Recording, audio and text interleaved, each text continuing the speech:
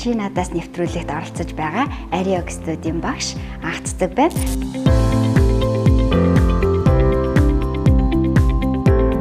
За 25 дугаар суугдал визийн би чамаас чи надаас гэдэг нэвтрүүлэгт би агаарын йогийн багш Анх Цэцэг гэж сайхан бүсгүйтэй оролцож байгаа юм байна.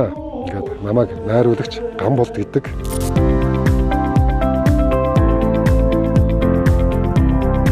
Тэр бие биенээсээ маш олон асуултуудыг асууна.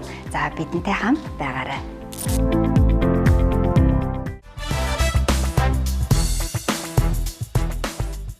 Найруулагч гэж ямар хүнийг хэлдэг вэ? Магадгүй найруулагч болох гэж байгаа хүмүүс танд ямар нэгэн зөвлөгөө өгөхөөр бол юу зөвлөх вэ? За найруулагч гэдэг бол театрын хувьд бол маш чухал үүрэг оролтой хүн байдаг л да.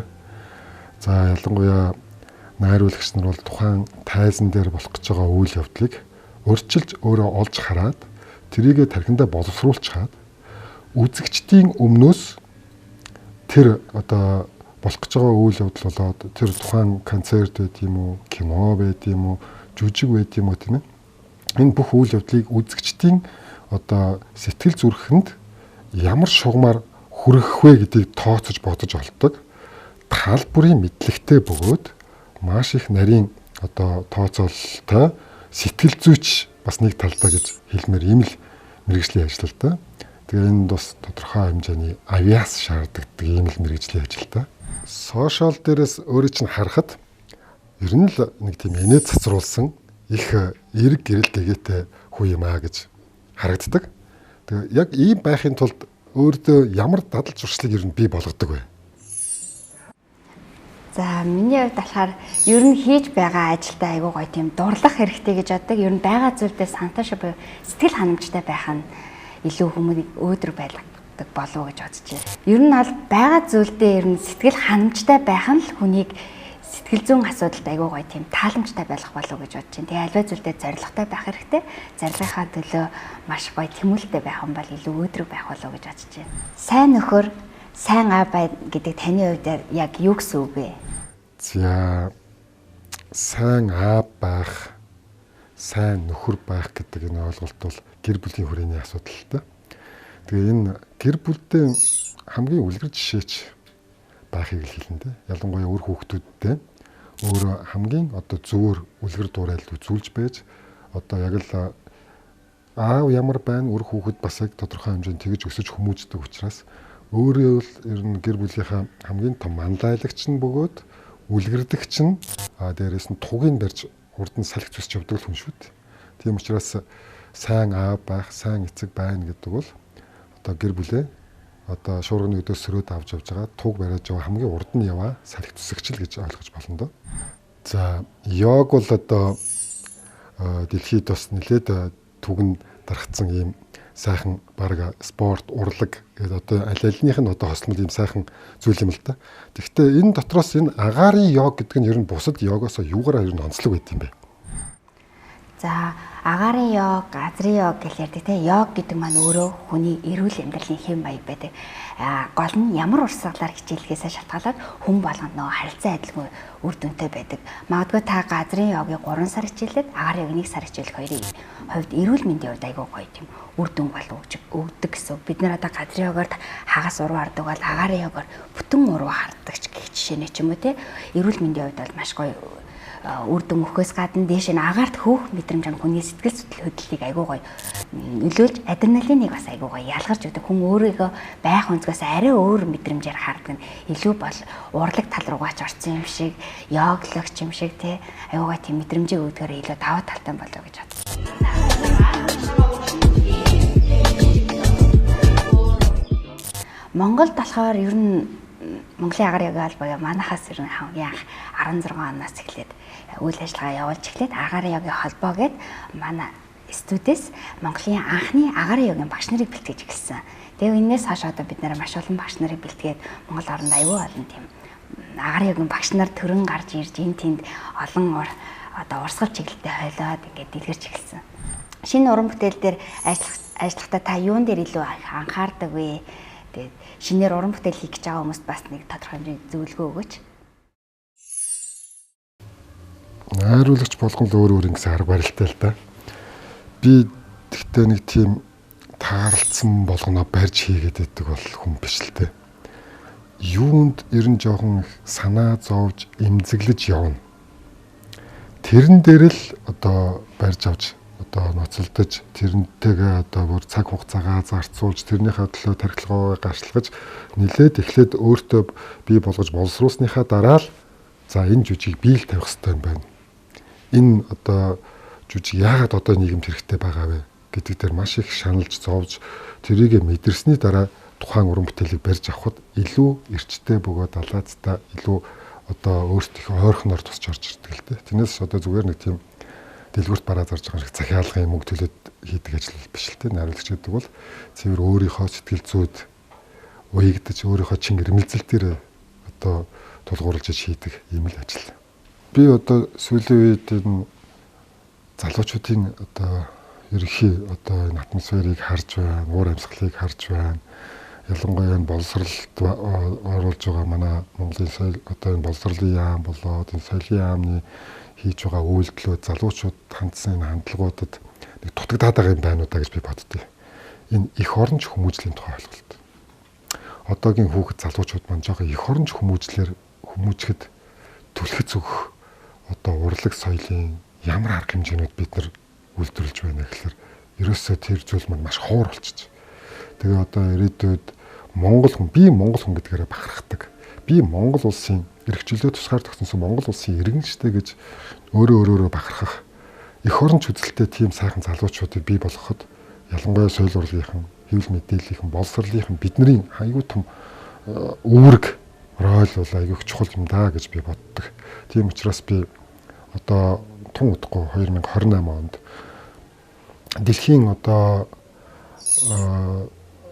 оюуны санд монголчуудын хамгийн одоо эртний бөгөөд хамгийн алдартай нэг том бүтээлийг бий болгосон. Энэ Монголын нус товчоо зохиогдсон 800 жилийн болох гэж байна. Тэгээ энд зориулсан нэг одоо дуулалт жүжиг хийж байна. Тэгээ энэ маань энийг үзсэн хүн ер нь эх оронч үзлийн тухай зах зохин ойлголттой. Эх орноо хайрлах, би Монгол хүн гэдэг бахархлаараа бахархах юм л өнцгийг бий болгохын үднэс харж хийж байгаа уран бүтээл гэж хэлж болно. За энэ йогоор зөвхөн насанд хүрэгчд гэлтгүү бас хүүхдүүд бас хичээлээд байгаа харагдаж байгаа юм. Тэгээд ялангуяа бүр хичээлэхдээ циркийн элементүүдтэй хослуулж энэ төр хичээлж байгаа харагдаж байгаа юм. Тэгээ энэ хүүхдүүдийг одоо ийм эрсдэлтэй ч үг гэмээр юм уу одоо бас нэг гимтэж бэрчвэ гэмээрээс юм айхтар хүнд таслууд энэ төр хийхэд та хэд маань яаж урьдчилан сэргийлж хамгаалж чаддсан бэ? За энэ тал дээр болохоор би өөрөө мэржлийн циркийн жүжигчин. Тэгээ ер нь багасаа айгүй их нөгөө циркээр хичээлжсэн учраас бид нар нөгөө аюулгүй талын зүйлийг бол айгүй их багаас минь бидний амьдралд айгүйгаа суулгаад өгсөн байдаг. Тэгэхээр альва зүйлд хариуцлагатай байх нь бэртгэл гэмтлээс илүү хамгаалж чадна. Маш сайн тооцоолж явах хэрэгтэй. Сэтгэл хөдлөлөөр хүн хичээлийг ерөөсөө зааж болохгүй. Альва зүйл тооцоолтой, төлөвлөгөөтэй байвал аюулгүй ажиллагааг бол маш сайн хангаж өгч чаддаг гэж байна. Бидний толгой уг нь зөв байрлалаа 5 кг-ийн жинтэй. Мэдээж гоён хөрчиж толгой өвдөх нь ойлгомжтой. Тиймээс хүзүүнийхээ ачааллыг болцож үзээд дасгал хөдөлгөөнийг хийгээрэй. Зохистой амьдралын хэмнэлийг өөртөө бий болгоё. Залуу байхдаа л энийг мэддэг байсан бол гэж та бодож байсан уу? Юун дээр илүү цацх байсан бэ? Залуу байхдаа гэж бодох бодол хүн болгонд л байдаг л баг л та. Тэгээ миний хувьд бол ер нь залуу байхдаа жаахан эрчтэйхэн их олон ажил амжуулах байсан юм да. Одоо энэ тодорхой хэмжээний насны өндөрлөг дээр хүрээд ирэнгүүт айгүй олон ажил ингээд овгороод байгаа юм шиг сэтгэл одоо ингээд санагдаад идэм л та. Одоо жишээлбэл би 5 хушуу малаараа одоо хүүхдийн дуулж үжгүүд хийжсэн л та. Тэгээ жоохон эртхэн залуу байхдаа хөдөлчихсөн бол өдөрт 5 улангийн дуусгацсан байх хэвээр. Одоо би 4-ийг нь хийчихэд 1-ийг хийж амжаагүй байгаа жишээтэй. За жишээлбэл одоо бас залуус зориулсан нэг мюзикл хийн гэж би одоо их олон жил мөрөөдөж бодож ингээд хүсэж явсан. Тэрийг одоо хүртэл амжаагүй л яваад байгаа.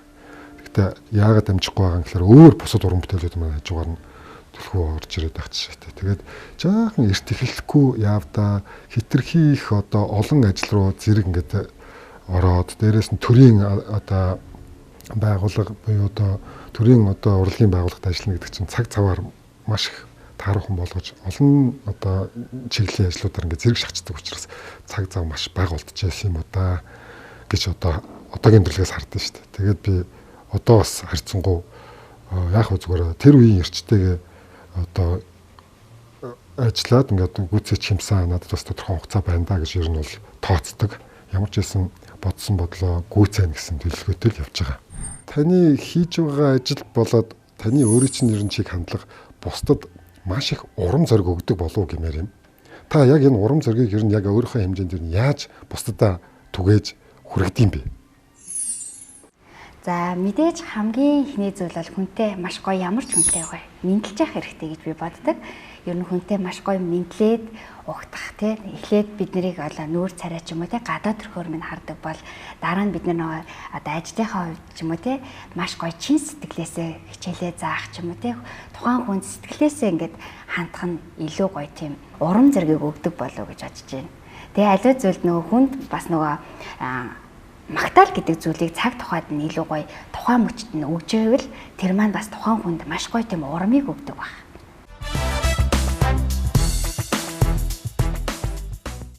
Дүрийн сонголт хийхдээ яг юугийн чухалчилж анхаардаг вэ? Найруулагч болгон өөр ингэсэн арга барилтай шүү дээ. Дүрийн сонголт чинь хамгийн чухал зүйл л дээ. За тэгээд энэ л ерөнхий характерын хувьд өөрийнх нь амьдрал дээр хандах хандлага болоод одоо амьдрал дээр байгаа үндс бодит байдал нь энэ дүртэй их төстэй юм даа гэсэн үнэ нэгдүгээрт барьж байгаа. Хоёрдугаарт одоо гадна хэлбэр. За үзэгчдэд ийм хэлбэртэй хүн л энэ дүр тоглож иж таалагдана да гэдэг үнцгийг бас олж харна шүү дээ. Мэдээж одоо юу гэдэг их гоё залуугийн дүрд тэгээ нэг намхаа балбисэн бүдүүн нөхөр тоглуулаад байвал одоо жижиг маань явахгүй байх жишээ. Тэгэхээр чинь нэгдүгээр дотоод сэтгэл тол болж харагдана. Хоёрдугаарт гадна хэлбэр. Тэгээ энэ хоёр зүйлийг зэрэг хангасан хүнийг л одоо бид нар сонгож ажиллуулна да. За энэ вариантуудад аль нь ч таарахгүй бас тохиолдол гардаг л да. Яахын аргагүй тийм тохиолдолд одоо нөгөө дөрүүд дээр нь бас давхар ажиллана шүү дээ. Одоо нөгөө дөрүүдийн нөгөө хүнээ өргөж гаргахын тулд нөгөө дөрүүдийн бас одоо нөгөө гол дүрээсээ намхан хүмүүс сонгох жишээтэй ч өөр эсрэгээр одоо тэгжээс нөгөө гол дүрээ арай жоохон тодруулж томруулахын тулд гэл ингээд янз бүрийн арга тактикуудыг хэрэгэлдэг гэдэг найруулагч нар. За эмэгтэй хүнд хамгийн нандин нэг зүйл бол ээж болох. Тэгээд анх ээж болоод ер нь өөрийн чинь амьдралд ямар өөрчлөлт гарсан бэ? За ээж болсноор ер нь аль мэдээж нэг зорилго маань нэг томорч эхэлсэн. Хоёрт хариуцлага гэдэг зүйл айгүй чухал санагдсан. За их хүн байх, эхнэр хүн байх гэдэг асуудал маань өшөө том болж эхэлж байсан. За мэдээж хамгийн түрүүнд аль ээжигээ илүү хайрладаг болт юм бэлээ. Бид нарыг одоо за ингэж хүмүүжилж ирсэн тий энэ болгоныг бид нар буцаагаад өр хөвгтдээ өшөө гоё илүү сайхнаар мэдрүүлэхийг хүссэн. Илүү их ээжигээ бас илүү хайрладаг болсон юм уу? За тэгээ ер нь ээж байх тийм айгүй ер нь хүүхдээсээ илүү их суралцдаг гэж би боддог. Бид нэр хүүхдтэй ялваа зүйлийг зааж өгöd байгаа юм шиг мөртлөө эсэргээрээ хүүхдүүд маань бид нарыг айгүй тийм ээж байхад одоо илүү их тусалдаг ч гэх юм уу те хариуцлагатай илүү их хайрладаг зөөлөн сэтгэлтэй болох ч юм уу те таны хувьд цалин болоод амьдралын өртөг хэр тэнцвэртэй байдаг гэж боддог вэ? За энэ ч одоо нийгмийн асуудал болоод явчихна л та тийм ээ. Ер нь бол энэ чинь Монголын нийгэм даяараа л байгаа нэг тийм эерэг биш юм үзэгдэлтэй. Монгол улсыг би тэгтээ үргэлж юм байна гэж боддгоо. Би ер нь ирээдүг эргээр харах дуртай л да. Яагаад Монгол залуучууд гадагшаа дутагшаа их яваад байгаа юм те. Энэ харьцааг тэгшдэхийн тулд энэ залуучууд ч яваад шүү дээ. Цалингаас цалингийн хооронд өрнөөс өрний хооронд явдаг энэ байдал бол Монголын нийгэм даяар одоо нэлээд хавтгаарчсан юм үзэгдэл байгаа учраас л энэ олон сайхан авьяаслаг, мэдлэгтэй, чадвартай энэ олон сайхан залуучууд хилд авч яваад байгаа юм уу да гэж би хардгийг. Тэгээ энэ байдал нэг удахгүй байхаа нийгэм маань өөрчлөгдөх байх. Энэний төлөө одоо дуу хоолойгоо өргөх зоригтой сайхан залуучууд болноороо гарч ирж бас энэ байдлыг өөрчлөх байх гэж би харддаг шүү дээ. Тэгээ үргэлж юм байхгүй байхаа гэж боддог. Энэ бол нийгэмд байгаа хамгийн эмгэнэлтэй бөгөөд хэцүү зүйл. Тэгээд бүгд ийм байгаа болохоор хүмүүс маань их тайван байдаг юм болоо да гэж би анзаардгийг. За тэгвэл энэ байдал бол ингэж удаан үргэлжлэхгүй байхаа. Нэг л мэдгэд өөрчлөгдөх байх. Би Монгол хүний тэр өөрчлөлт хийх чадвар болоо зоригнд нь бол итгэдэг шүү. За энэ агаарын йог гэж энийх онцлогтой энэ йог байна л да. Энэ яг энэ агаарын йог нь одоо яг биеийн аль хэсэгт хамгийн их үйлчлдэг, хамгийн их үйлчлэл үзүүлж өөрчлөлт оруулдаг бай. За тэгээд энэ анзаараад байхад бас энэ йогоор бас хүмүүс мэдээж одоо байнга танхимд одоо ирж ингээд хичээлж чадахгүй ч гэсэн бас гэрээрээ хичээлэх хүсдэг хүмүүс байдаг байх. Ийм тохиолдолд ер нь өөрөө ямар зөвлөгөө өгөх вэ? Ер нь яг агаарын йогоор хичээлэхээр биеийн бүх булчин ингээд жигд ажиллаж өгдөг, илүү уян хатан болж өгнө.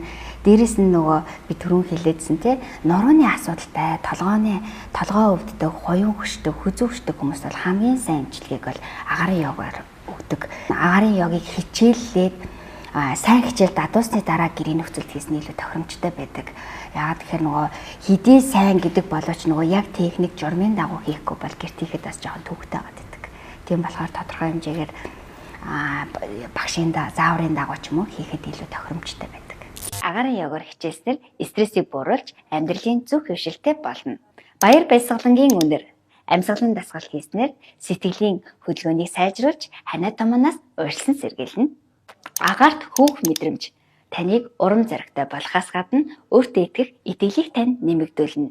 Мөн аливаад асуудал гарахад таныг шийдэмгий болоход туслана. Хүнд сэтгэлийн түгшүүр, сэтгэл хямрал, нойр гүйдэлтэй бол өөртөө нэг бясалгаад үзээрэй. Танд гайхалтай амар амгалан мэдрүүлнэ. Таны хамгийн дуртай уран бүтээл юу вэ? Бас яагаад? Би өөрөө бол одоо хөгжмийн театрын найруулагч хүн л дээ. Тэгээд би 2015 онд үндэсний урлагийн театрын тайзнаа алдарт яруу найрагч Понцгийн Бадарчгаа за төрийн сорилт соёлын гавь зүтгэлтэн Дамбын Түр Батгой хоёрын цомнолоор үндэсний урлагийн театрын хөгжмийн зохиолч Монгол Улсын урлагийн гавь зүтгэлтэн Мягмарын Бярвагийн хөгжмөр Оройн дэд гэж нэг дуулж жүжиг тавьсан. Энэ жүжиг миний амьдралдаа хийсэн уран бүтээлүүд дотроос нилээд намайг чангалж, буцалгаж, шаналгаж ээж бүтсэн нилээд нүсэр 300 гаруй уран бүтээлчд оролцдог ийм дуулж үжиглээ. Тэгээ өөрийнх нь энэ юунд намайг тэгж их шаналгаж зовоосон гэхээр энэ дуулж үжиг бол одоо манай монголчууд нэг баяруудыг их олон л баяртай л гэж ярьдаг л да. Тэгээд яг баярынхаа утга учирыг бас сайн мэддэггүй нэг баяр байдیں۔ Жил болгоны 12 сарын 29-нийг календар дээр улаанаар тэмдэглэдэг шүү дээ. Тэрийг одоо шинэ жилийн битүүн гэж ойлгоод идэм шүү гэн. Гэтэл үгүй юм байгаа.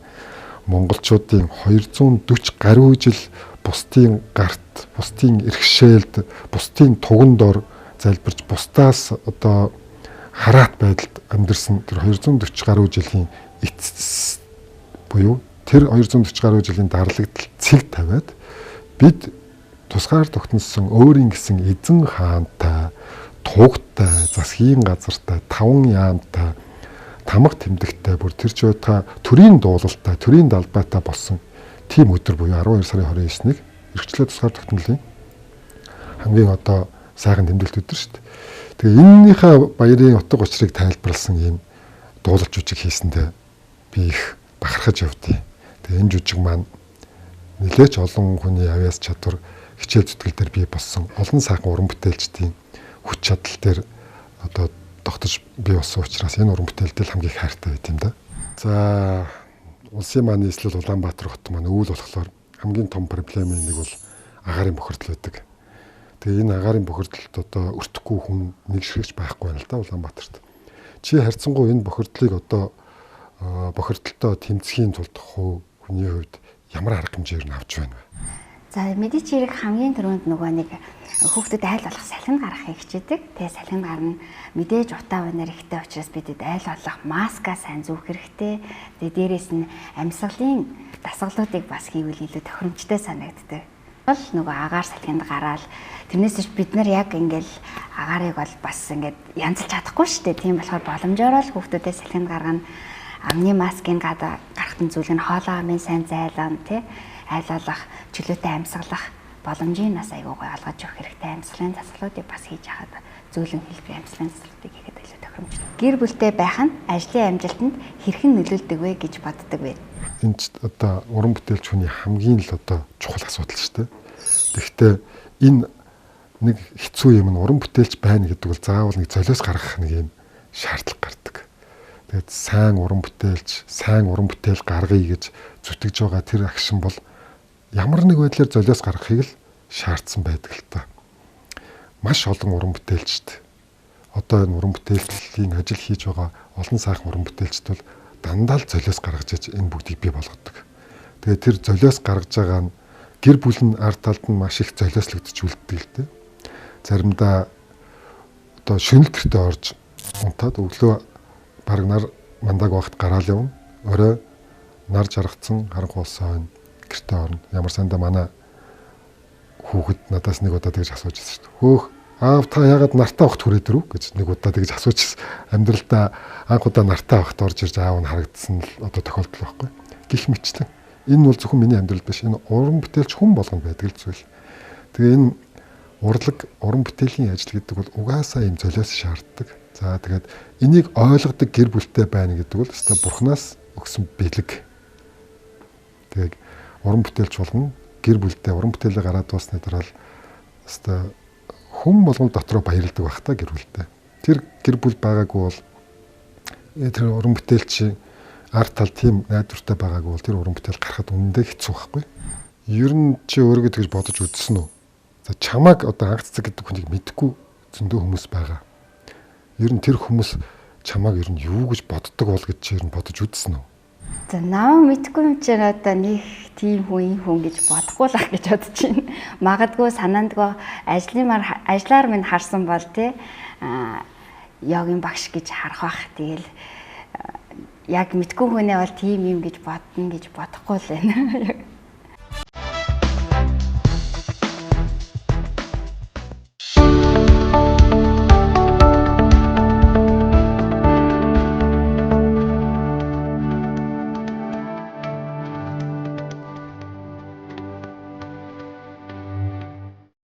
Өмнө би альфа ном цэцгийн дэлгүүрийг аягүй их нөө фэйсбүүкээр харж ирсэн. Тэгээд энэ дэлгүүр маань манай нэвтрүүлэгтэй хамтарч ажилладаг юм байна. Тэгээд найруулагч Гамбол захтай энэ дүүлнэс гэдэг номыг сонголоо. Тэгээд номоо одоо авчиж өгөхөөр тэр хамтдаа явцгаая.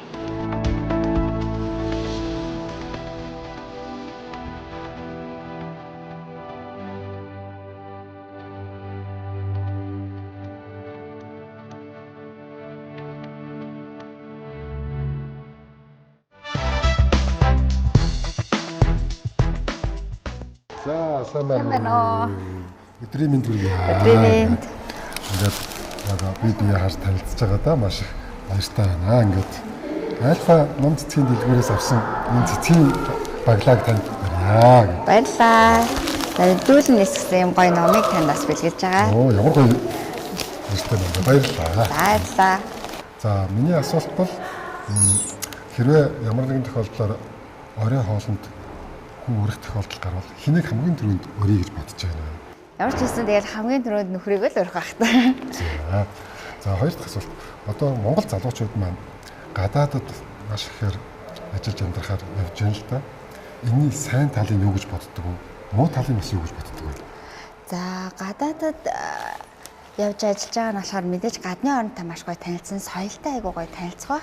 Мөн дээрэс нь ажиллаж амьдарч байгаа учраас мэдээж эдийн засгийн хувьд бас Монголдоос тодорхой хэмжээний хөрөнгө оруулж байгаа байх гэж бодож байна. Гэхдээ нэх удаан тэнд бас туйлшиж амьдрах, дэмий байх, хайртай дотны хүмүүсээсээ холдох байх. Тийм болохоор мэдээж сурж мэдэх, авах зүйлээ авчаад Монголдо амьдарсан илүү тохиромжтой болоо гэж бодож байна. За танд 10 секундэд 10 өөр амьтны дууг таяг одоо гаргаж чадах уу? За наа чи өстой хэцүү байна. 10 секундэд арай богинох хугацаа. За мэдээж хамгийн дөрөв 5 шумаалынхаа дууг гаргачих байх та. Тэрээс цааш нэг бодохгүй байна. За нийгмийн амьдрал ингээд маш хурдстайгаар өөрчлөгддөг тий. Тэгэхээр таны хувьд бол хамгийн хурдстай өөрчлөгдөж байгаа зүйл яг юу вэ? За мэдээж одоо бидний хамгийн ойрын хэрэглээ гар утас, цэглэн электрон бараануудын загвар маш хурдтайгаар өөрчлөгдөж байна шүү дээ. Энийг л одоо хамгийн түрүүнд хэлэх байна да. За ингээд танилцахад таатай байлаа. Дараагийн ажил олон их амжилт хүсье. За баярлалаа. Баярлалаа. Баярлалаа.